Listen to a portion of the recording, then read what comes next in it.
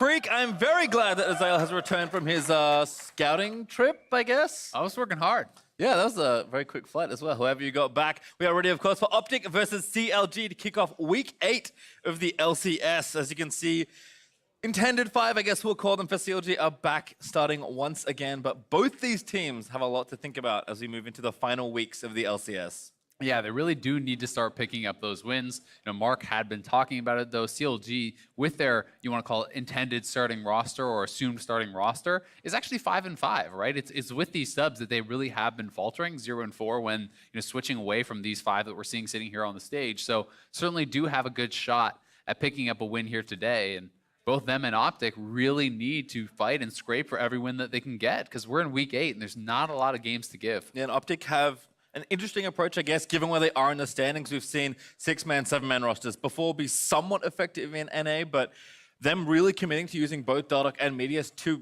very talented players, I will have to add. And I think when OpTic have looked good, I've actually been really impressed by the individual skill of their players. They've put together the ends of some games in maybe some more messy ways, but they have still picked up wins pretty scrappily. And I think if they can find a level of consistency, which they will need if they A, make the playoffs, and then B, perform well there, they could have a lot of success. But every team will be fighting it out from this point onward as we do move ourselves into Champion Select. There is Draven on the CLG side, banned away from Arrow, and Nico also going to get banned away. Yeah, very interesting. So Nico has actually been hotfix nerfed, but still it is showing up sometimes around the world. We actually saw it against Griffin, actually taking them down. So, it is still a very popular pick, especially in the top lane. I think bot lane on hit Nico has kind of fallen off, at least it's in solo queue. But still a pick to be nervous about. Draven, we are seeing a lot of Draven players receiving those bans these days, as so many people are trying to go for more of kind of the scaling, low lane power marksman, things like Ezreal coming out, even things like Jinx being brought up by Wild Turtle. You do have a really hard time going up against Draven with those sorts of carries. You really can't match his early game power. So even a Vayne ban, wow. I was going to say, I was about to put Vayne in the same category as the other marksmen you mentioned. So it is actually a ban from OpTic away from Stixxay. And I think that makes some sense if you're reading into, okay, well, they're banning Draven. Why are they banning Draven? What are they trying to protect? And something like Vayne, I would say that's probably Vayne's worst matchup as far as the marksmen do go. Vayne has been showing up across the world here and there. Certainly is looking more and more effective, I think, into multiple different compositions. It has a really strong 2 items as well. So it'll be interesting to see if CLG does want to go for more of that hyper-scaling style, because I think that crit marksman, we're kind of more where Stixxay has had most of his success in the past. When you think back to the Tristana, winning his championship, the Caitlyn that he was kind of famous for playing at MSI, and champions along those lines. And it's also Stixxay's birthday, I do believe. So happy birthday, That's Stixxay. right. Happy birthday, Stixxay. And Freak! Also his birthday. Less important. Much less important. 100% agree. As Thresh, LeBlanc, Zoe rounded out our bans. And first pick, Rek'Sai here for Wiggly, who is again moving back onto the stage this week. This is a champion we've seen a ton of, but Ashe also been popping up more. Arrow will take it here, and Big will take Tahm Kench for himself as well. Yeah, Tahm Kench just brings so much safety, and the ultimate, these players are getting so good at actually using the Abyssal Voyage to move around the map, not only to answer split push, but also collapsing on players who are at an objective, moving around the map to be able to shove out a wave and then answer a push somewhere else. So it really is a very, very versatile champion. Doesn't have a lot of laning power, but the Ashe certainly is a strong laning marksman. Also going to be bringing a primary form of engage there for OpTic, and I think a lot of these teams, especially those who aren't right at the top of the standings, have been having a lot more success when pairing themselves up with 2-3 forms of engage, because it's giving themselves more opportunities to find those fights that they need to close out games, and that's generally where these teams have been struggling. It's also Bio's most played and winning his champion by a mile this split, so I like the block there as well. As a response, he will take Braum, so wanting to bring a bit more aggression into the 2v2. And NA Jace rears his head again, does have flexibility. We've seen it mostly top, but of course can go mid. We've seen it jungle. Certainly a lot you can do with this champion. Yeah, it'll be pretty interesting to see where it goes. Has been mostly used as a blind pick top. A lot of top laners feeling that this is a very, very safe pick, but Yorick is actually quite a strong answer into the Jace. Stokely is a Yorick player. I think this pick makes a lot of sense. That being said, it still could be a Jace flex to mid and they try to counterpick top, so I would like to see OpTic banning out some of the traditional counters that we've been seeing in the LCS, like a Jax perhaps, even things along the lines of Fiora can be very, very powerful. Counterlogic Gaming also going to have to take into consideration that they are very physical damage heavy right now with Rek'Sai, going to be building a lot of AD. Jace as well, if you're assuming a standard marksman in the bot lane, that is mostly physical damage, and then they would want to bring in a mage somewhere else, so that does maybe throw a bit of a wrench in the gear if you're trying to actually counter pick top, and Jax will be taken off as advised. Yep, there is that first ban there. We'll see how CLG look to respond. Certainly, again, with a pick like Jace, you have a lot of different options moving into the second phase of the drafts, but seconds run down. CLG select Nocturne, so taking that away from Meteos, one of his highest presence champions this split as well. Yeah, I think that makes quite a bit of sense. It's been such a strong pick in the LCS. I wouldn't mind seeing the Olaf even coming out for Meteos, though, something to match a bit of the early game power here from Rek'Sai. One of the times at which you're going to struggle most as the Orc is in those early levels against Jace, where that range advantage is going to make such a big difference. And if Rek'Sai is up there and you don't have the ability to actually look for 2v2s at all, because you pick something more like a scaling jungler, then you could certainly struggle. So will be interesting to see where they elect to go with that pick. Jax was the only top lane protection ban, so they're not going to be too worried, I guess, about something like a Fiora or Aurelia or anything like that being swapped around and thrown up there. Those haven't really been shown much in the LCS as answers to the Orc, and honestly, the Orc just hasn't been very successful in the LCS, as I believe it is still sitting at a 0% win rate in our league. Not looking great as Syndra banned away from Crown, so potentially protecting that Jace Little or just taking a good mid laner off the table. Ezreal was also banned away from Stixxay, so OpTic may be inciting something like Kai'Sa, which would help with the damage profile, but laning-wise might not be too hot. We'll see what OpTic want to do here, though. And then we'll see how CLG finish off this comp. A lot of questions that OpTic are asking themselves, looking ahead to Jace. So OpTic decide to play it safe and take a very solid jungler here for Meteos. They'll lock in Sejuani. Yeah, Sejuani also pairing up pretty well with York because it is another melee champion. So being able to activate that permafrost, lock him down, stun him up, and dealing additional damage there. So certainly is a fairly strong 2v2. And I do think also the CC that Sejuani has makes it very easy to actually set up for your cage, hitting the Morning Mist, your E to actually activate those ghouls attacking your opponent along those lines. So we'll see. It is going to be Sivir in the bottom lane. So very likely will be a mid lane mage here unless they want to go full AD comp. But I don't think that is advisable when you're already facing down a Sejuani who could stack a lot of that armor. Have to agree. So we'll see what Power of Evil fancies as a blind pick here. Probably he's played Ori, a lot of different or champions. Corki. Orianna makes the most sense. Victor, okay. Victor he's also played quite a lot of, so I think either of these kind of control mages make sense, and we'll lock in. Yep, gives them a tremendous amount of wave clear. And when you're looking at Jace compositions, you are expecting it to be a split push style victory, right? So now you have Sivir and Victor. That is two of the highest wave clear champions in their respective positions. So these guys are going to be able to really hold it down in the mid lane, be able to continuously push those waves out and make it so it's very difficult for OpTic to kind of siege away from that Jace. Vel'Koz as the last pick from Crown. Just next to Vladimir, I guess, which was the other hover, but I believe that's the first Vel'Koz of the split. It is certainly the first Vel'Koz for Crown, who has played a large array of different champions so far, but he did get counterpicked. This is what he's selected. Very, very cool. So it is a very long-range champion, and certainly is something that Victor, I think, is going to have trouble actually interacting with. You're not going to be able to get much of that Q trading pattern that Victor really does desire. This certainly will be down to Power of Evil kind of hitting his lasers with the E. But if Crown is practiced on this pick, you can stay very far back and be continuously poking away at that Victor. We also know just how much kill potential Vel'Koz has. If you can actually land the knock-up, proc your passive with that W, drop an ultimate, that is a tremendous amount of burst. You can light someone up 100-0. And between the Sejuani and the Ashe, plenty of ways to set that up. Even the cage for Joker potentially putting it all together. So Power of Evil has had to play the cleanse tax. It's very heavy this game, so glad he's showing the respect. But an exciting final pick here for OpTic, for a player that has been very impressive despite the up and down nature of the team. Crown has looked great since he's moved to the LCS. Yeah, he certainly has been their standout player, and this is a very exciting pick. We have seen Vel'Koz filtering through the LCS in past years, utilized as a counter pick in certain matchups, and I'm very excited to see how Crown will look on it, because I think this is a champion with an incredibly high skill cap. You can tell the mastery of these Vel'Koz players based on how they're picking their angles, based on how they're redirecting their Qs and bending them around minions for that harass.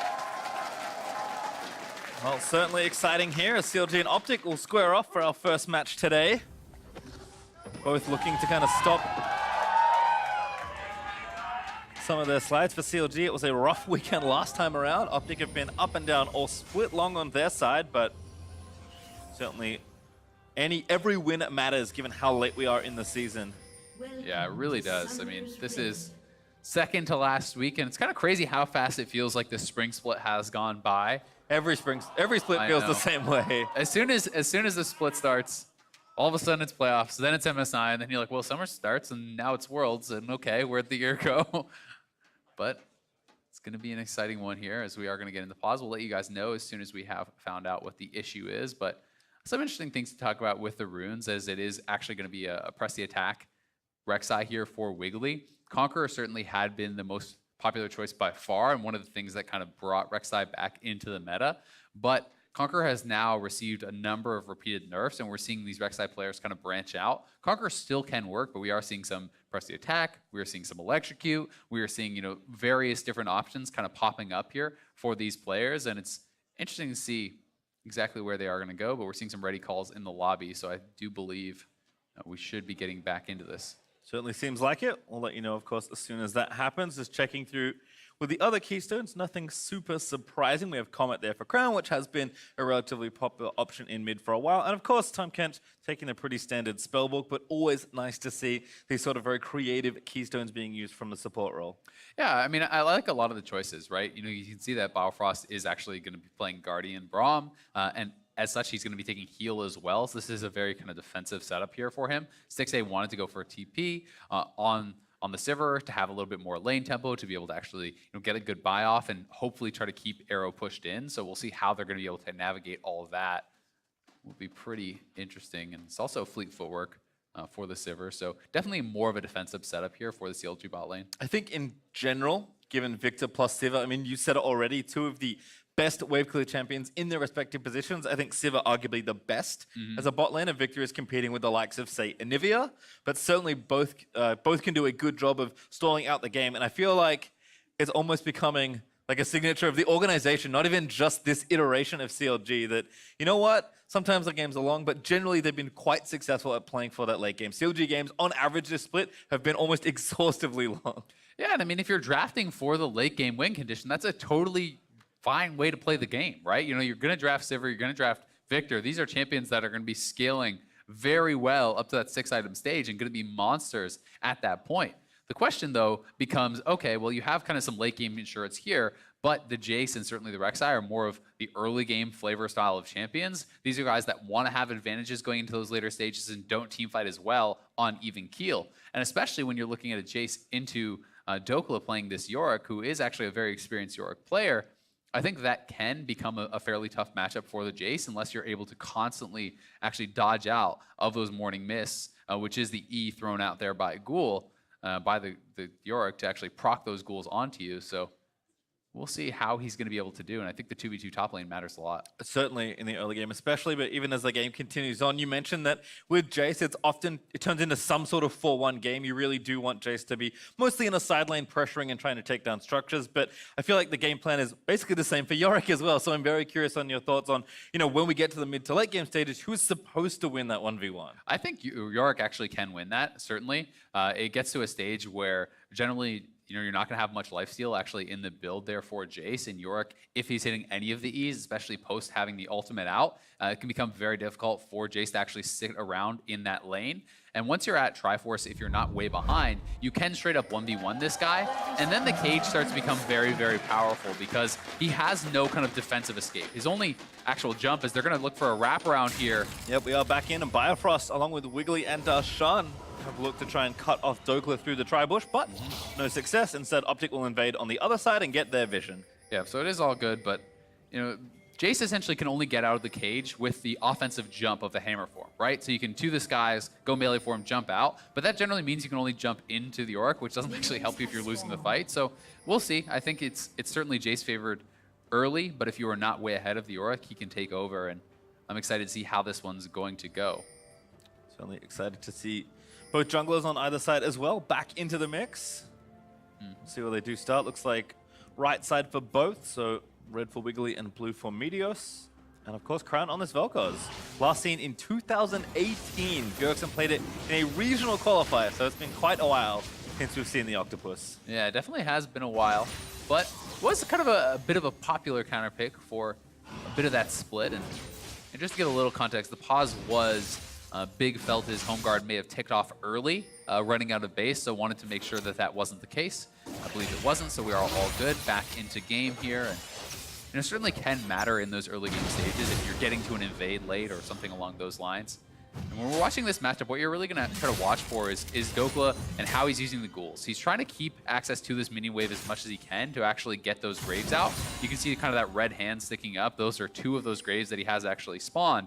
Getting the 3rd one means you can then summon it, and that's when you can actually have a bit of a chance to fight. But you do have to be careful on the early levels and be willing to give up some of the CS, because Jace is going to win those fights, certainly until you have a couple levels under your belt. And hits level 2 though, hits the Morning Mist, and you can see Darshan already, his health potion's gone, and he's down under half HP. Yeah, it's actually pretty crazy that as soon as level 2 hits, that one trade there from Dokla, able to undo all of the early game from Jace. I mean, the lane essentially is completely about how many E's can Yorick hit. Can you constantly get at your ghouls, and can you hit the E's? If Jace is using kind of his stance swaps and actually dodging a lot of those, then you're not going to have really much recourse to fight back, because he's just going to kill off your ghouls. But if you are hitting them, you can actually do some tricks where you're getting the ghouls prepped, you hit the E, then you summon the ghouls, guaranteeing that they will immediately jump onto them. And ooh, so we see Wiggly having to flash out. Yeah, he was spotted stealing the Krugs. Meteos was on the red buff, so it does force him away. However, he did steal the camp away, so Meteos will be down the particularly juicy and XP bountiful camp. Dokla finally getting pushed in. As you said, does need to last hit the minions to get the ghouls going with the Q, so that's kind of the back and forth in the matchup, if you will. But as you said, very experienced, so far so good as he does dodge that shock blast as well. Yep, and he's actually prepped a lot of graves there, so you know he does have a lot of ghouls, and that's kind of where you have to be careful as Darshan, where you're going to be wanting to try to kill off those ghouls before you opt into any additional trades. And that's going to be a general rule against Yorick, I feel like. If there is a summon, walk away. Respect and the ghouls. And the Maiden. People often disrespect the Maiden and get destroyed. As Stixley and Bio here, we're getting pushed in early. You can see a slight CS lead for Arrow, but it seems pretty minimal. PoE and Khan also doing battle, but PoE with a wave stacked up, looking good right now. Yeah, and you can see it's pretty even across the map. All of these lanes are going fairly evenly. I do think I would probably be pretty happy about that from the side of OpTic, given that Wiggly has his flash down. He's playing the early game jungler. Meteos is going to feel like his lanes are in a much more comfortable position, and certainly Dokla getting through those early levels without being pressured too heavily is also going to be feeling pretty happy about that matchup. Certainly so. Just some vision tag there for Crown, helping Meteos, who's trying to steal away a camp on the other side. Going up top. Yeah, Wiggly is top, looking for a gank here. Onto Dokla, excuse me, as he does tunnel forward. Good flash, but the follow is there. Wiggly, no flash. He actually struggles to get the knocker, but he does get it late. It's still enough, and that's first blood over to Darshan. So close there. The acceleration gate from Jace actually giving Wiggly the speed he needed on the Rex side to catch up and take down Dokla, and that was very, very close to him escaping because Wiggly had no flash, but Dokla does get taken down, and the Jace gets the first blood, which is so massive.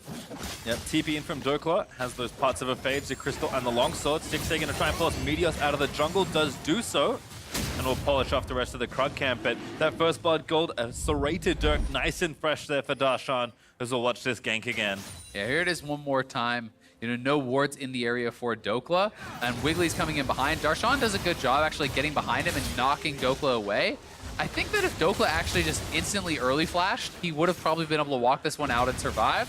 So I do think this was a bit poorly played there by Dokla. If you just flash towards the turret and self-cage, you're going to have the Rek'Sai locked in there and probably be able to escape.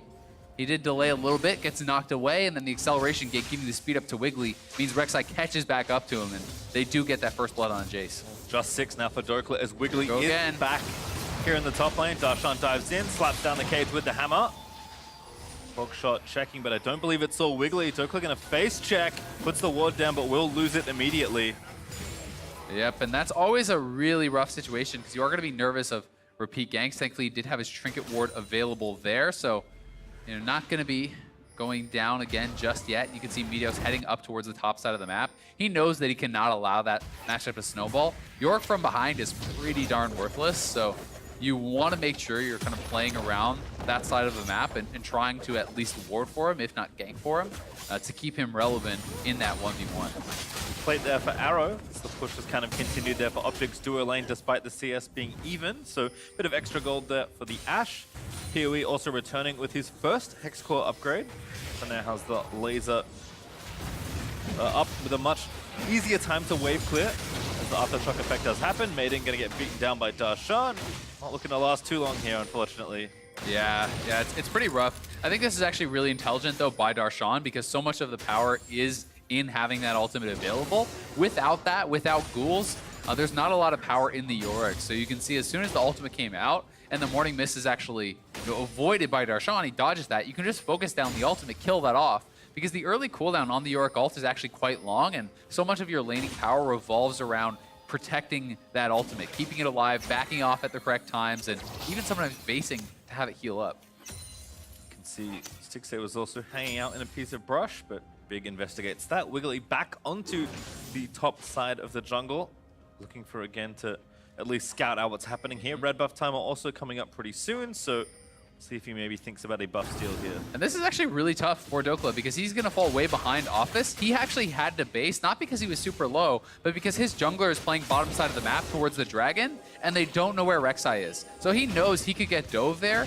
and as such, he's having to give up about 3+ waves to this turret, as well as 2 turret plates, and that, even more than the initial gank, is going to put him behind in this 1v1, and now Rek'Sai is still here, going to be zoning him off even more waves, so this CS deficit is certainly being created more by Wiggly than by Darshan, and that is good play to them. Does mean Infernal over for OpTic, who've clearly decided what sides of the map they wish to prioritize. Bifrost is around, but not enough for a steal as Big blocks the Winter's Bite. So Drake goes over, but Doko's continuing to have a bad time. And I mean, credit to him for playing it safe, but this just sucks as a top laner. Yeah, and this is one of these situations where you're very often going to see the top laners getting flamed, and it's like, well, look how far behind he is. Yeah, but he's actually playing it smart to not even die in this situation, and I do think that this is a pretty no-win situation for Dokla to be put in. Wiggly has put so much pressure to the top side that you can see the gold differential is enormous, right? You know, sure, they got the Infernal down on the bot side, which is going to help you later on, but you have essentially doomed Yorick in this 1v1. It's 3 turret plates over to Darshan, it's first blood over to Darshan, 30 CS advantage as well, created by this discrepancy in jungle pressure up on the top side of the map. So credit to CLG, and we'll see if OpTic can get enough elsewhere on the map to really make that trade worthwhile, because as is, bot and mid are even, and top is massively behind. Yeah, 9-minute Ghost Blade it there for Darshan with an extra longsword to go with it. So it's going to go from bad to worse for a while here, unfortunately for Dokla. Rest of the map, though, looking pretty even. Junglers are farming up. Mid and AD carry are doing the same. I'm expecting mostly a ton of farming on the bottom half of the map for CLG, if nothing else. As we mentioned, both Victor and Siva are happy to just play PvE for quite a while. Yeah, we could see OpTic trying to be a bit more proactive now that they have these ultimates online, though. Hitting level 6 with the Ashe, you could try to look for something. That, as well as Sejuani having the ultimate at level 6. You can start to maybe look to make some plays around some of these lanes, but certainly it is no fun zone up there for Dokla right now. Darshan on the hunt for the full 5-course meal. Just one more plate left to take down. Also see some damage being done to but 50% of the second plate's HP there on CLG's outer turret, so Arrow and Big have clearly had a good time just pushing this in, but again, a bit of extra gold here and there is nothing compared to the mountain of gold built up by Darshan and Wiggly there in the top half. And this may be the game plan, right? You know, I generally think if you're drafting Yorick, you should play around it, but some teams, I think, look at it more as though, we'll pick you Yorick and you just kind of survive, and, you know, if the Jace ever tries to group, you can take turrets and kind of punish that way, so it may work out for them.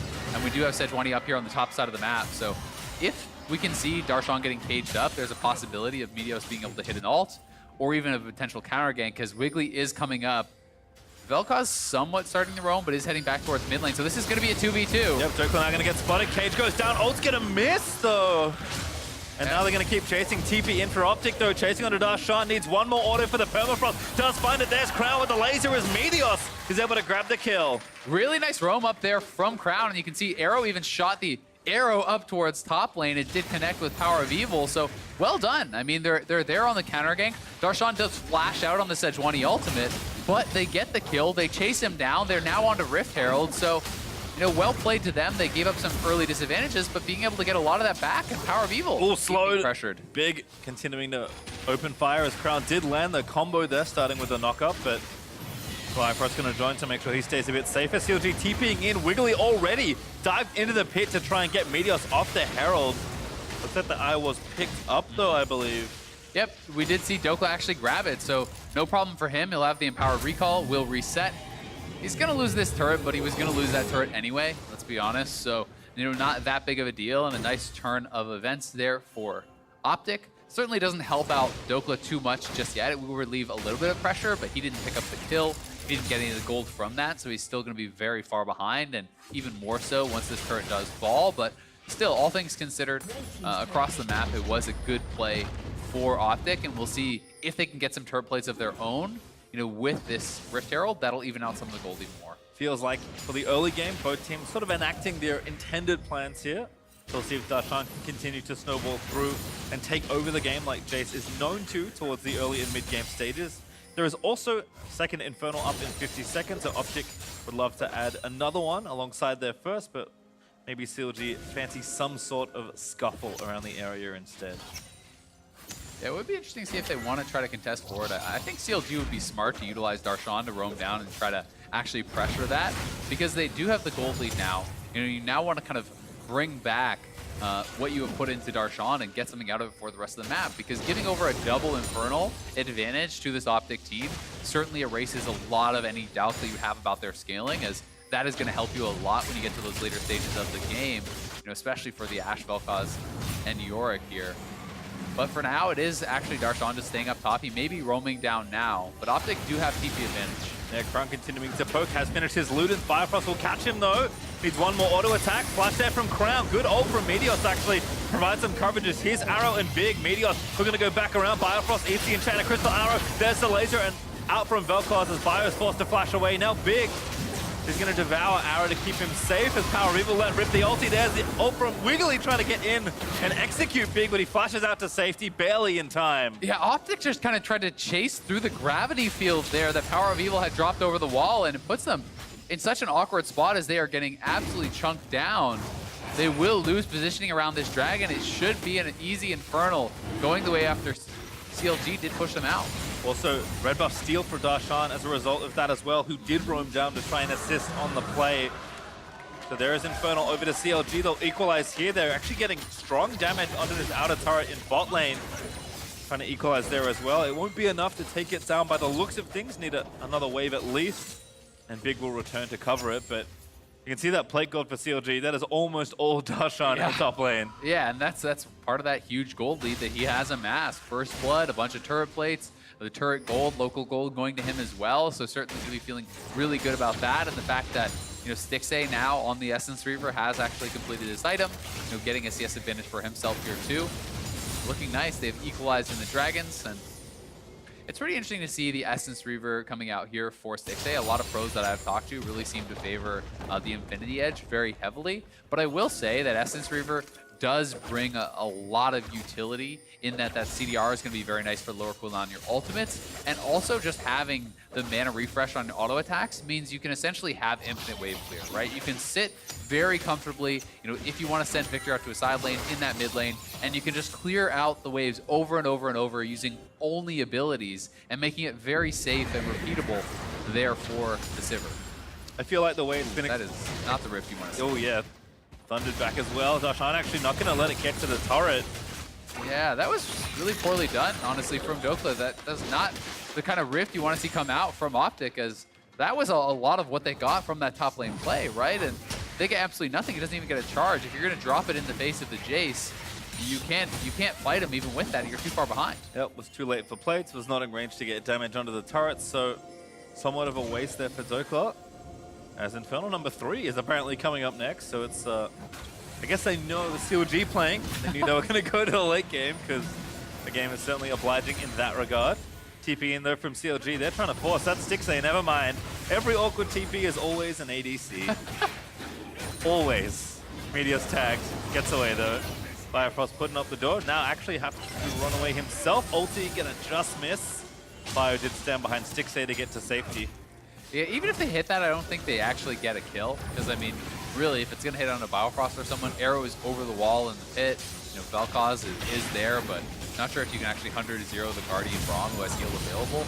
Either way, you know, a good attempt, and they will defend in mid lane for now, but it is CLG going to be able to grab a bottom lane turret since there's no one there to answer, and Dokla using this time to try to push up and, you know, get some farm back, try to equalize a little bit. Really, that's going to be his job, is just sitting in the side lane, staying there. Anytime Jace roams away, you want to have him getting up the turrets, trying to get something done.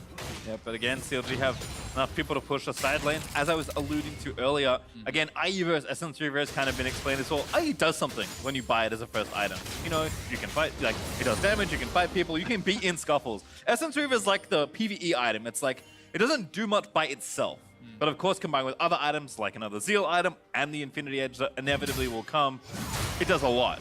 Yeah. So it's one of those things where it's like, well, if I'm just planning to ricochet minions for the next 10, 15 minutes, SM3 is a great item for that. Yeah, it definitely is. And I mean, you know, you don't want to sell too short. It certainly it does have less upfront damage than the IE, which, you know, is going to be more AD as well as the bonus on the crit. But it still has 25% crit as well as the 65 AD, so it will give you power. It's just the IE certainly is more immediate power and in-combat power. And if you're not worried about mana, if you're looking at kind of the one-off fight, IE is going to give you more oomph, especially when you hit your second item with that, say, Static Shiv or whatever completed, amplifying that crit damage even more.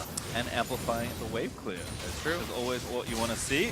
Speaking of, PoE has upgraded to the perfect hex score. It's been there for a short while. And also a change moving in towards a Lich Bane. Oh, Proud looking to laser beam down Wiggly, who is forced to flash away.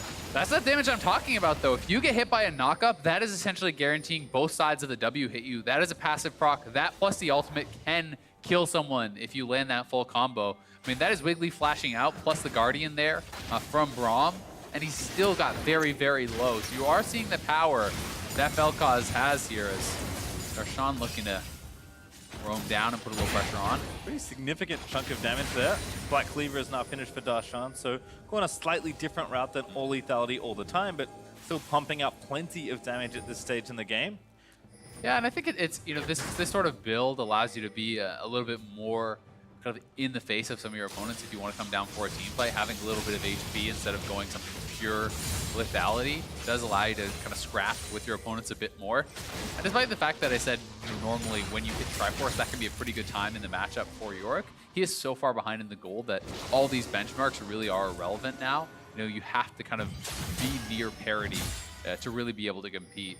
Whether it's a good matchup or not is pretty irrelevant when you're down a full item. Yep, and you can see CLG continuing to have run of the map.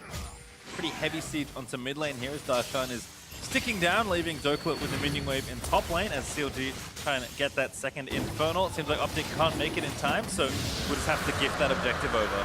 Yeah, and I mean, they can't really fight for it. If Darshan is going to walk down, as he was, their top laner is just so much weaker right now that they're not really going to be able to win any realistic 5v5. You know, they have to be very careful about that. Arrow also didn't have his ultimate up, so, you know, there's even more to worry about there.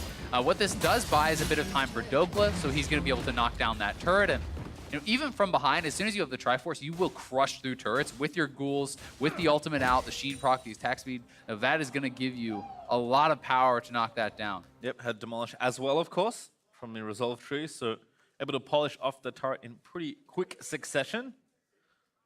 So we'll have another pause. We'll let you know as soon as we know what's going on. But we'll just settle in for now and kind of see where we are at 20 minutes in. There's been 3 Infernals taken, which is often an exciting one, but only 2 kills means it's been kind of a lot more about how the lane matchups and pressure across the map has played out than anything else. Yeah, it really has been about the pressure that CLG has put down on the top side, and that, you know, was traded for the early Infernal for OpTic on the bot side, but now, you know, they've been able to kind of use their monumental top lane advantage to be able to recoup a lot of that, right? To be able to get both the next 2 Infernals and put themselves in a really good position.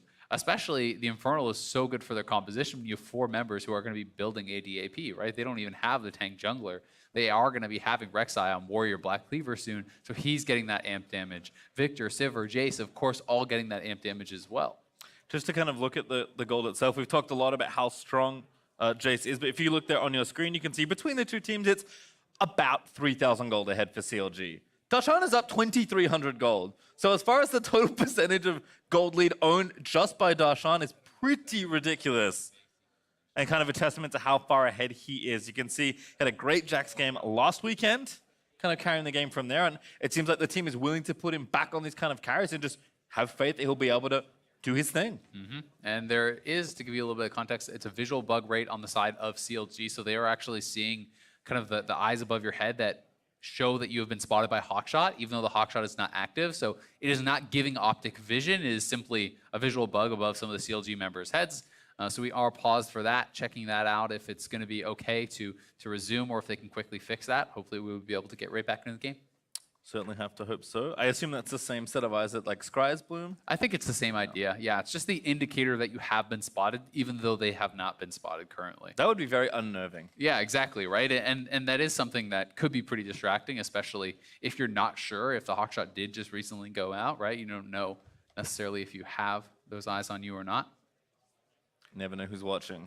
I'm watching, but I can see everything. So Okay, that just got creepy. Oh, I'm sorry. Don't worry, I never said that. It's okay. We'll check back in on the items.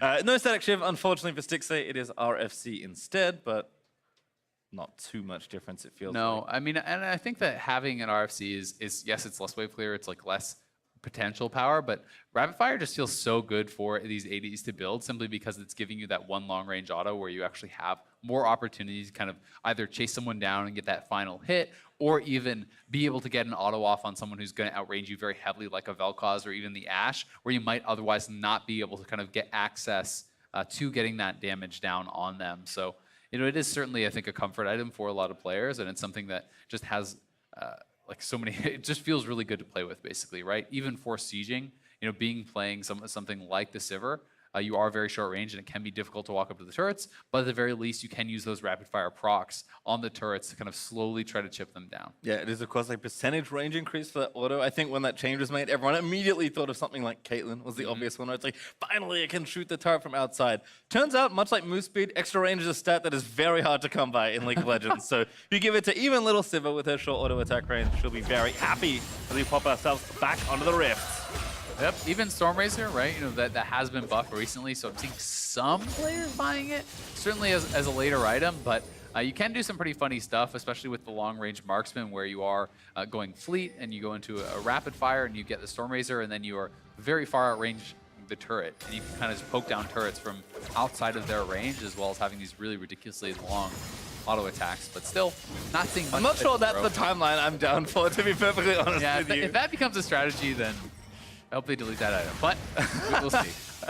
All right, back into the thick of things here. We did move Stixxay up to the top lane for CLG, so he's busy back on wave clear duty, but is approaching 3 items with relative ease, given how the game has been pretty quiet on most fronts, with the exception of that top lane.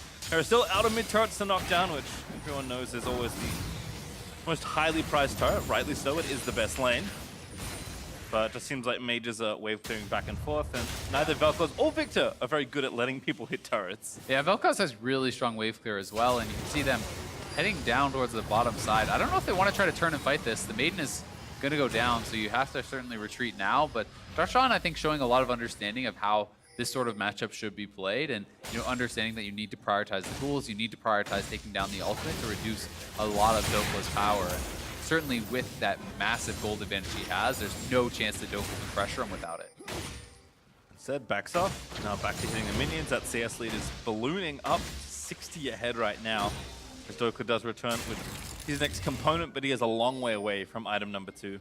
And if you take a look here at these 3 bounties, those are the players that OpTic really needs to actually focus on. If you can take down those members, you are looking at 1,650 gold that could actually swing the way of OpTic and really start to close things up. So that is kind of what they have to pay attention to, not only because of those bounties, but because those are extremely strong members on the other side, and you need to be able to play well around those carries. And again, for as strong as Jace can be at a lot of stages of the game, it feels like as it gets later, if you ever get picked off, when you're brought to some sort of really big brawly 5v5, his effectiveness drops pretty rapidly. So I mentioned already, Darshan has the lion's share of the total gold lead that CLG have in this game.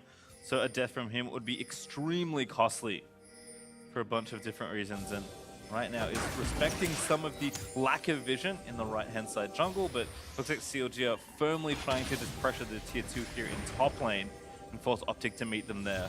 Yeah, and you can tell that the vision battle is kind of beginning around the Baron buff, and it's less about getting vision necessarily in the Baron pit itself, and more about actually getting it in this top jungle side, right? So it's this quadrant here that I'm highlighting on the minimap now, and you can see they're really going to try to be battling back and forth, establishing vision in that area to allow themselves to kind of either create pick opportunities where you're going to have OpTic face checking in and being able to take them down, or just denying them from even warding over into the pit, and then you can maybe start up a Baron and sneak that or rush that down when you do have this much damage on the squad. So such a focus happens in this area, and this is where a lot of the pro teams in our league have been struggling more as how to cleanly close out games because they aren't able to fully establish that vision control. Yeah, even harder with this turret still being up for both sides as well. All there from Meteos tags Bifrost, but not much to come of that, unfortunately, for OpTic.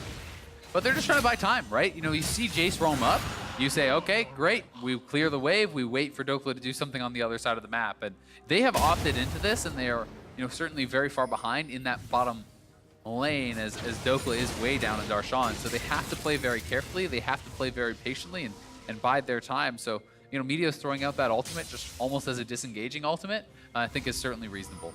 Also, there's another Drake up in 20 seconds or so Stixxay will have to move from his temporary home in the top lane and go find CS somewhere else. Yeah, and you can see that OpTic is actually scared to walk up through that jungle to be able to even pick up the wave on the top side. So you're looking up here in the top side of the map, and these minions right here are all essentially dying to the turret because they don't have vision in that top side jungle. So they're unwilling to actually walk through that dark area because they're saying, okay, well, what if Wiggly is waiting there? What if someone is waiting there and you do get picked off?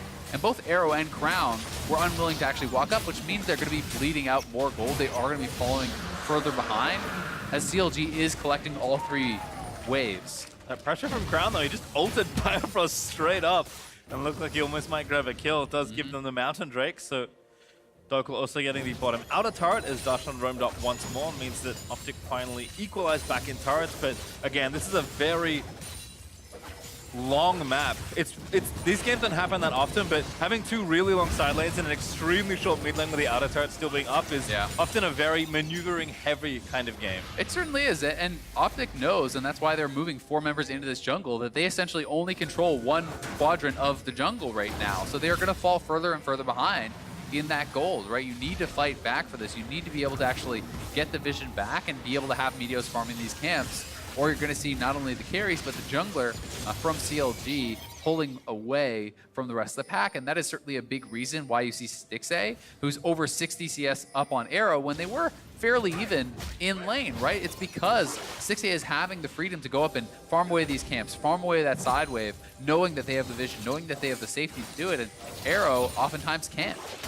Stixxay has kind of one goal in mind. It feels like Arrow will not connect. The move speed from Unbreakable, barely enough to get Bifrost away. But Stixxay is closing in on Infinity Edge pretty rapidly. So it's just kind of farming away till that item appears, is my guess. And I think CLG have just played very intelligently with the structure of the map. In chess, I think this would be kind of a closed position. There's not a whole lot of maneuvering you can do in the center. But as far as what they need to do, they've done it well, and now they'll try and get a pick on Meteos. Wiggly finds the knock-up. Flash away there from Sejuani. Big also forced to flash out. The jungle low. Wiggly with the assassination finds the ulti execute. And now Crown also has to run. Forced to use the heal as the Storm was chasing him, but that might be Baron for CLG. Yeah, they can certainly start it up here. Crown, no summoners. Meteos down. No flash on Big, no heal on Arrow. They are in such a rough spot right now. They do have a couple wards, though, thankfully kind of sneakily placed over on the other side of the river that are going to give them some intel on if CLG starts it up.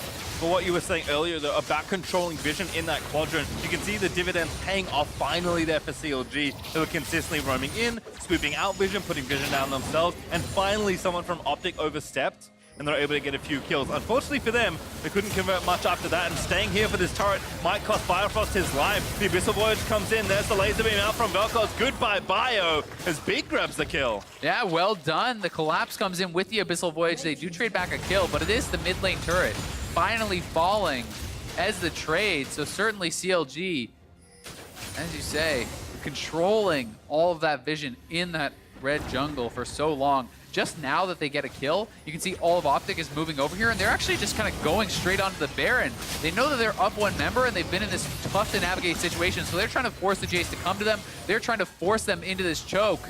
We'll see if they can make it happen. Here comes Darshan. The poke is going to be pretty enormous. Yeah, Baron's pretty low as well. Wiggly might just have to go for a steal. Oh, Darshan didn't exactly see, but big low getting chunked down. There's the Baron going in. No, it's get by Meteos. Wiggly tried to steal, but he could not grab it. Meteos is forfeit in the pit, but OpTic rushed down the Baron and collected. And Darshan just ran in off the TP and just stopwatched in place. It looked like he must have had his keybinds in the wrong spot, maybe thinking he was activating the Ghost Blade there or something along those lines, but you know, losing critical seconds where he could have been potentially threatening Meteos or poking them off, and it is going to be OpTic grabbing that Baron. Big move for them. Gutsy decision does work out this time around. Gold lead still hovering around 5,000 though for CLG, so OpTic have a lot of ground to make up for with this Baron. Yeah, so here this is one more time. Darshan just running straight in and stopwatch, and I think that has to be keybinds are misplaced. We've all seen people do that before. You buy an item, you have it on the wrong spot, but it's a great smite here from Meteos to actually guarantee they get this, and I think it's the right call for the rest of the squad to just bail out. You get 4 Baron buffs out. They did kill Biofrost earlier on, so it's essentially 1-for-1 trade plus the Baron. And now we have them kind of slowly clawing their way back in. And not only is it about, you know, just getting it for yourselves, it's about denying it from CLG, because having that Baron buff is certainly one of their biggest win conditions. And Baron buff in the side lane, level 16, you know, he has the Sterix now on Dokla, so he is getting to a more reasonable position. You know, he completes his next item, maybe he can start to look to fight a little bit with that Jace. This is a good place for Yorick to be. Having Baron, having access to some turrets, having that split push pressure, always nice. Again, Crown finding his knockups. Good stun from Meteos, and Arrow naps the shutdown. As Power of Evil will fall, that will mean the turret goes over to OpTic, getting a kill and a turret off the Baron buff already, and Dokla is working that tier 2 in bot lane. Look at that bot lane. Dokla, you know, you see Darshan running down there to answer that, but that bot lane is going to go down as well. They're going to get the mid lane turret. Vel'Koz really showing up big here, as Crown has been having almost these kills time and time again with the ultimates, being able to barely not kill someone off. Now he gets the kill. The base is unlocked. Power of Evil is a big part of their wave clear. Yes, they do still have Stixay here, but it's Darshan having to roam back, having to join up with the squad again. They have that wave pushing up here in the top side as well, you can see. So this is going to be stacking, mid lane pushing in, bot lane shoving in here as well. You can have OpTic setting up to take down even more gold and kind of close the gap here between these two teams. And this is a really well-maneuvered situation that they have gotten themselves into. You know, they were at such a deficit, and they are almost at parity now. Yep. Under 2,000 gold stands between the two teams as Drake number 3 goes over to OpTic. That means Elder Dragon will be spawning up next. That's 3 items now done for Arrow. Same for Stixay, to be fair, but everyone feels pretty fight ready. Crown, we've already seen the damage he has done. He is close to the death cap as Arrow set this up beautifully. I missed that the first time. That was just a beautiful arrow. Out of vision, long range. Cleanse was down for Power of Evil. And then Biofrost, I'm not sure it would have saved him even if he tanked that Sejuani ultimate. I think that Power of Evil still goes down, so I'm not going to really throw any criticism in the way of Biofrost there. But either way, great combination from Arrow and Crown. Hitting that stun, setting him up, and just lighting up Power of Evil. That was the break that OpTic needed to really bust the position open. Dokla's continuing to be a sticking point down here in the bottom lane. OpTic have run out of Baron, unfortunately for them, but more than enough done to make up most of the deficit. Yeah, it definitely is. And you can see Crown is getting dangerously close to that death cap. And that one combo potential gets that much more terrifying when that does come in. You also have to note the next is going to be the Elder Dragon. You know, both these teams having a couple dragons. Certainly the extra one is on the side of OpTic, so they will have the potential more powerful Baron, rather Elder Dragon buff to actually grab up for themselves. But you're going to have to start playing an even more complicated position, as there's going to be split pushing. You're having to play around vision, not only for one side of the map, but now for both, because vision around both the Elder and the Baron is incredibly important. You have to navigate the situation of, okay, do you actually trade these buffs? You know, in which situations do you trade these buffs? And we've seen teams falter in those spots too. You saw from that gold graph, it felt like smooth sailing for CLG for so long, but that one play to pick into the Baron dropped that gold right off for CLG, who are still well, more than within this game. despite the setbacks recently. You can see them pushing out, invading the jungle. Meteor's going to have to assault across the wall. Does get himself to safety once more. I mean, CLG has a lot of members that can absolutely shred through these turrets. So if they win a team fight, you have a Lich Bane Victor, you have this 3-item Sivir, the Jace as well. All of these members can absolutely destroy structures. As you see, a couple seconds of access to that tier 2 turret, it goes down very, very quickly. So OpTic, not out of the woods just yet, but in a much better position than they were. We're going to have to see continually good positioning, though, especially from someone like Crown, who has this very, very squishy champion that he is piloting, can put out tremendous amounts of damage, but if you misstep for 1 second, you can get absolutely destroyed. And a little bit of mistake there as Sejuani grabs the blue. Matches the champion, but unfortunately not best as far as where they wanted to deliver it. Crown's also about 500 gold or so away from the death cap, so still a bit of waiting here to do for OpTic, and CLG trying to make sure that doesn't happen. Bio, though, just going to get disintegrated. Crown grabs his first kill of this game.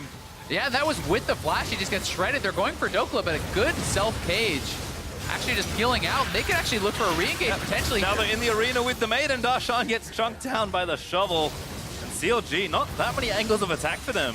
No, you're going to see Darshan, though. He's running straight to the bottom lane. They have a pushing wave down there, and he could look to threaten the inhibitor tower. Dokla has gone back to base, will try to get down there, but it is Darshan shoving up. He's actually on that turret. Turret likely just going to go down, and Dokla, remember, he has no ghouls, no ultimate, so he can't fight right now.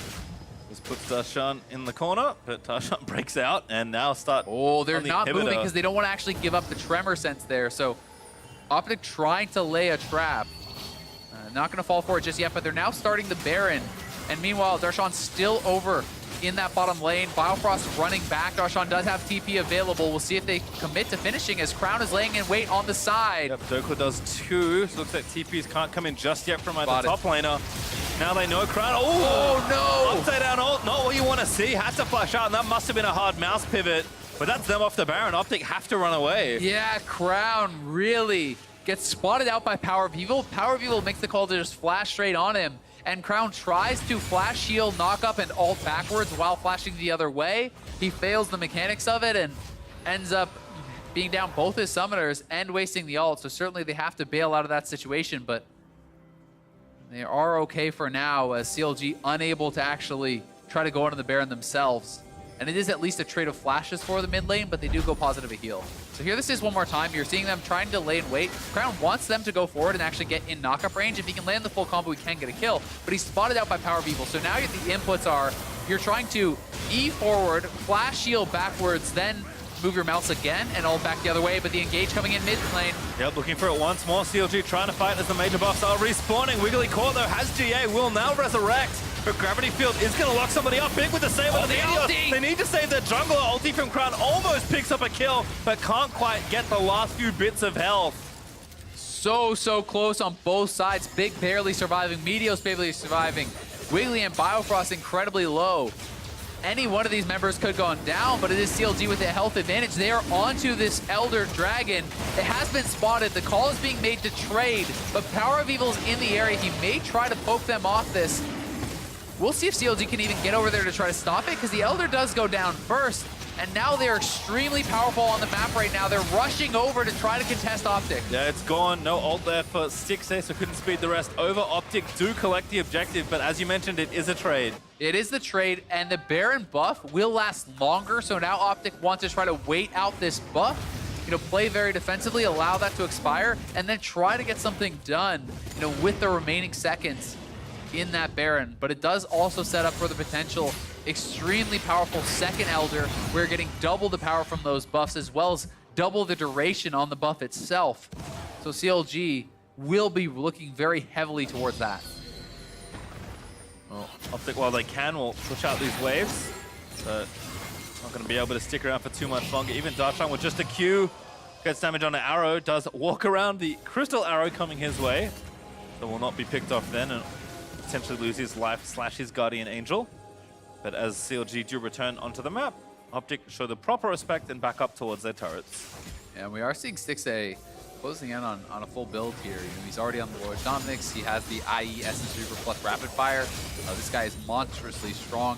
bit more of a defensive build here coming through from Arrow as he is going towards potentially the GA with that stopwatch as well as a Maw. And he doesn't want to just get kind of one tapped by the Victor, and certainly a Lichbane Victor with the death cap can potentially do that. So he is going to have to show that respect over. Have to look again though to Crown, who's played very strong but pretty quiet game on this Vel'Koz. We've seen time and time again when they set up for combos, he is able to almost instantly kill just about any target on the CLG side. And with Stixay going full damage with this build right now, if he ever gets caught, he will die so fast to this Vel'Koz. He certainly will. You also have to remember, though, that it is an additional Infernal on the CLG side, and they have more members who benefit from it, right? Because Meteos and Big are both not getting much, whereas the Rek'Sai is still getting a lot out of having that second Infernal. So they do have an edge there. The Elder Dragon, 20 seconds remaining on that, and then it's going to be about plus 110 or so remaining on that Baron buff for OpTic. So their window is now coming up. The Elder is expiring. You need to get out on the map and see if you can get anything done with this Baron buff. Does seem like that's OpTic's plan as they've timed things nice and accurately.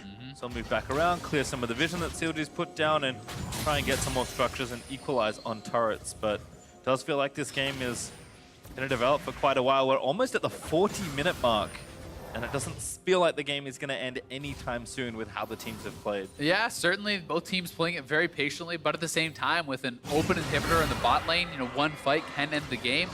Also worth noting, it is a Zerat coming out here from Dokla, so committing more to that full split push. Been a long time since we've seen that item in Pro, and it's very annoying if you can't actually get access to where that Zerat is dropped.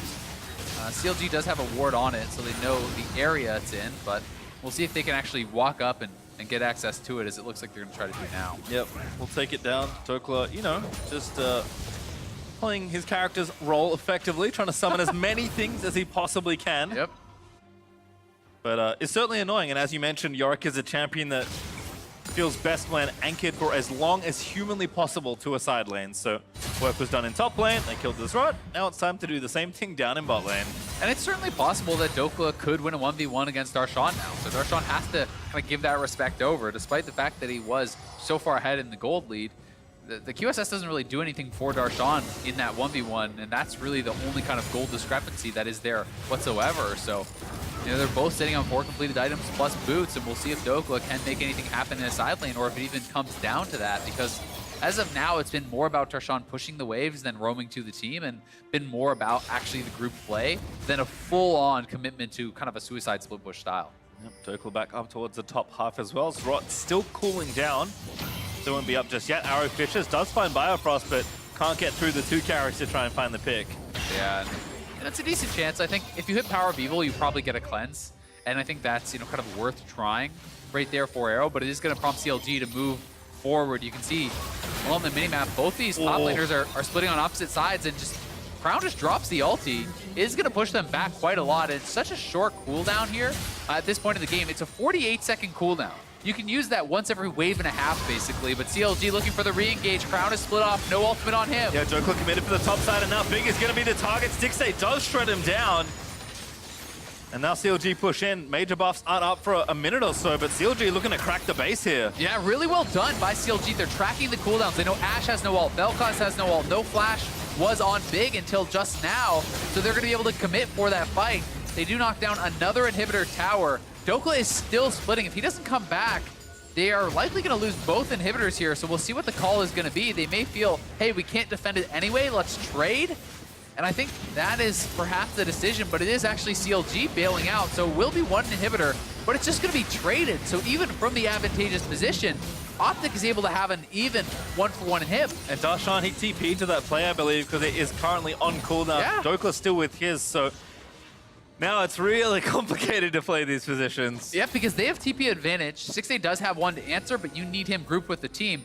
Elder is coming up. Remember, this is a second Elder for CLG. This one is essentially the GG buff. You almost cannot contest it whatsoever. So Dokla is actually looking to try to threaten an end. He's actually running, and you can see him, kind of secret agent Dokla here, sneaking down the side lane. He's actually hiding in this bush, and now going straight down into the base. He's staying out of vision for now, and he wants to wait till CLG starts the Elder, and then try to potentially just run for the Nexus turrets, I think.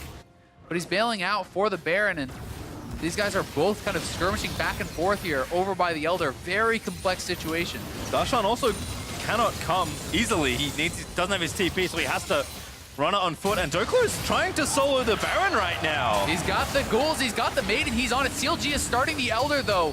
Will they make the call to bring Doklo over? Remember, this is his second Elder. They're gonna just go and fight here. Darshan late to the party, but he might still be here in time to force the 5v4. Arrow hits on a Bifrost, but it's the Drake that really matters here. Elder Dragon down, it does go to Wiggly. CLG able to get the buff, and now Flash in and try and finish off the fight. Darshan flashed into the backside. OpTic gets shredded, and Doklo could not race the base or the Baron in time. He solos the Baron, but you can't give over the second Elder. He's gonna make a run for it to try to end, but I think there's no way he can do this. There's no one here to defend. CLG should be faster. They've got Elder Darshan back just in case. And CLG will finally put the finishing touches on OpTic's Nexus as they scrappily fight and take down OpTic. It's a wild one, but CLG grabbing that second Elder. It's the GG buff, and they are gonna take it here. Grabbing another win for themselves and improving to 6-5 with this roster that we did see on stage today. So certainly gonna be happy about that win. I do believe that pulls them into parity with OpTic in the standings, both sitting at 6 wins now. Their playoff hopes still alive. You could say that about a lot of teams, I feel like, and be right 70% of the time. There has been a lot of parity in the league so far as the teams will shake hands, but CLG bring the team back in, stop a 3-game slide, and look to again try and pick up as many wins as they can. It was a hectic game, but CLG felt fairly in control. I mean, tough decisions to make on either side. Really, really tough spot, I think, to be in for both those teams. It was a very complex game to navigate, but certainly, you know, sitting with all vision here as we are at the caster desk, it did look like OpTic really needed to have 5 members at the Elder Dragon, because giving over the second Elder is just, you're never gonna win. You cannot beat that buff. It is too powerful with that second stack, and we saw that OpTic got absolutely erased once the buff was secured by Wiggly. Darshan also showed up first to that Elder as it was the Baron being soloed out. And had that been the first Elder, maybe that's a reasonable play to actually go for. Have your 4-man squad try to delay, but in this scenario, CLG gets the better of it. Well, for more on that victory, Overly is standing by with the CLG mid laner for more on that win. Thanks, guys. PoE, congratulations on the win for both you and CLG. Asking about kind of like the last fights, when you guys were going for Drake, did you know that Doklo was trying to solo Baron on the other side of the map? Yeah, Darshan called that Yorick can solo the Baron, so we needed to just force the Yorick to the Elder Dragon. And I think we got the perfect flank with me and Jace onto it. So we just said, like, we're just going to all in the Elder Dragon, whoever gets it. We just take the fight because we are going to be 5v4. And I think we got a really good flank on that carries, and we just all flashed. Onto them, we just said, like, everyone just needs to flash on Vel'Koz because we don't have the greatest engage. So it's just like, we have like Rek'Sai, Braum, so it's like, even Victor. So it's like, we just need to like all our flashes onto them and just win the team fight. And it worked. Teamfight won the game. Now, kind of asking you, what were your thoughts coming into this game, and what were your overall feelings? Because not only was this game crucial for CLG and their playoff chances, it was also the rematch against your old team. Well, I was really excited facing OpTic again since last time we lost against them, so it was really important for me individually. And obviously, team-wise, we needed to just win really badly since they're ahead of the standings of us. So like, not only do we get 1 win, but they get 1 lose, so it's like really important for us. And I don't think we expected the Vel'Koz, so that was for sure a surprise pick for us. I think we handled it pretty well and didn't fall for like just a Vel'Koz trap. Like only one time I died, like where it's just like you get CC'd once and he just ults you down. I was like we kind of knew that coming into the game because I told them, and then it happened to me, so that was pretty sad. And just really quick, because we didn't get to talk to you last week. Last weekend, rough week for CLG. We saw the 2 Academy subs come in, and you lost 2 games that were, again, pretty important for your playoff chances. So hurting the chances, did it have any other effects on the team? Well, obviously it was really disappointing that we lost both games. Every game counts, and every win is really important. We decided to go back to what worked out for us before with the original roster. I still believe the coaching staff did the right decision, putting these players in. They had their reasons, and they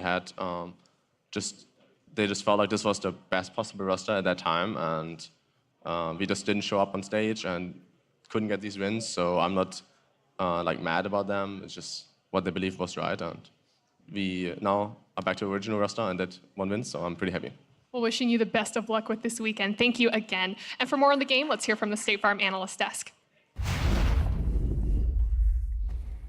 Thank you very much, Avali. A birthday win for Stixxay here. CLG now are tying 6th place with OpTic. They're both at 6 and 9, 1-1 in the head-to-head. Could easily be tiebreakers at the end of week 9. That's still a week and a half to go till we see that one happen. Either way, though, interesting game right here. Jace Yorick top being a pretty big one, where the Yorick got no help and the Jace got very far ahead, and Darshan had a gigantic gold lead and then did mediocre things with it. Well, I think from the draft we know that CLG, like Power of Evil just mentioned, going back to what worked, help the top lane with Darshan playing a carry, you get ahead early, and then you pick your super late game scaling Sivir and Victor so you can wave clear forever, allows you to mess up as many times as you want and always have a way back into the game. So I think the game plan was really straightforward. When we saw the draft, the execution made it take a lot more time. I mean, it was the kind of thing where both teams are 4-1 compositions. At the end of the day, Vel'Koz, Ashe, TK, and Sejuani are obviously a 4-man team fighting comp. Yeah. And so, like, whoever's top side wins is going to control the game. And so you really need to put a lot more emphasis on winning the top side matchup, because if you fall behind, it doesn't matter if you're 4v4 team fight comps a little bit ahead, you're going to be losing elsewhere on the map. Right, but it's easy to tell someone to just go top, but Midas didn't really have a choice to go top in the early game. Wiggly actually did a really good path where he started his red and ran all the way to Midas' Krugs, took his Krugs, so Midas has no more camps up there. He has to go to the other side of the map to get his farm, and he had no ability to be top anymore. Right, I mean, that jungle percentage is not right. It's 4%, which is not enough in a carry. It's 14%, I'm told. Okay. And the average for top laners is 7.5.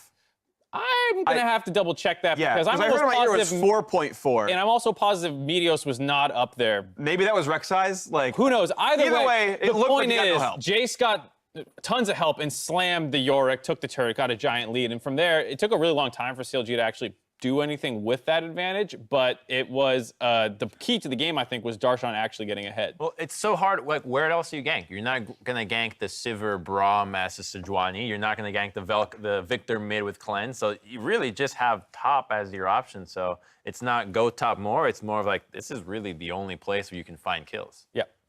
Bot lane, of course, just 2v2 forever. And heal Braum, too. Come on.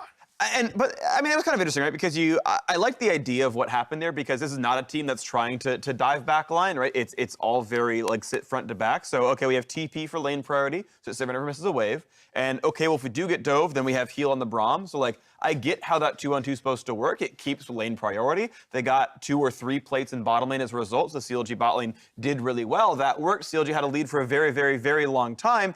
But we do want to show sort of what these teams did with the mid game, because it did slow down really, really heavily. CLG got a pick in mid-game, did nothing with it. We saw later on OpTic got a pick, and it didn't do very much. So we do have a clip we can kind of play out here, I believe, if we can get this one properly. Sorry about that. Here we go.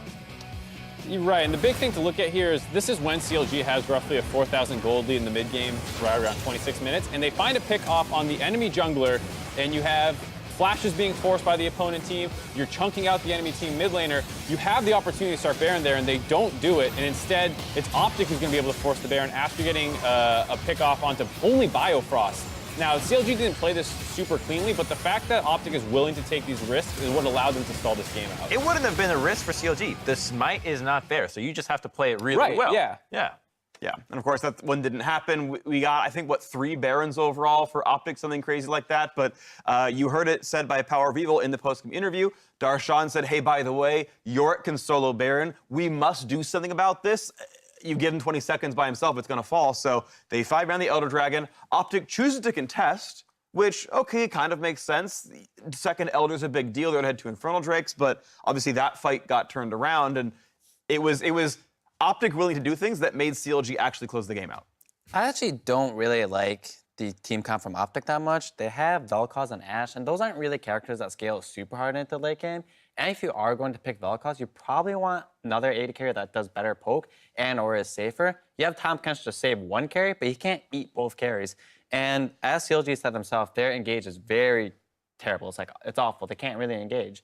But OpTic is constantly getting engaged on and getting killed in these fights, so they need to switch up their characters to make it so that they both can't get engaged on. To be fair, I think that team comp is, like a lot of team comps, looks very different from ahead. Against a team with low engage with a Vel'Koz poking you, if you're ahead of the game, you're crushing them as they can't get onto your Vel'Koz when they try and do Tahm Kench eats him. If your Yorick is ahead because you properly played around him, then Tahm Kench can maybe ult into side lanes and force plays. Like, OpTic's comp, I think from ahead can look a lot better. I just don't think they did the right moves in the early game to get there. I just want the Ashe changed. That too, yeah. I don't care for the Ashe, because like she brings engage, but you have a Sejuani already. Yep. So just pick someone that doesn't need protection is what I'm asking for. Yeah, that makes sense. Yeah, well, either way, they did get dove on, and CLG have tied themselves up for 6th place. It's time for us to take a break. When we come back, though, we have Team Liquid versus Clutch Gaming, so don't go anywhere.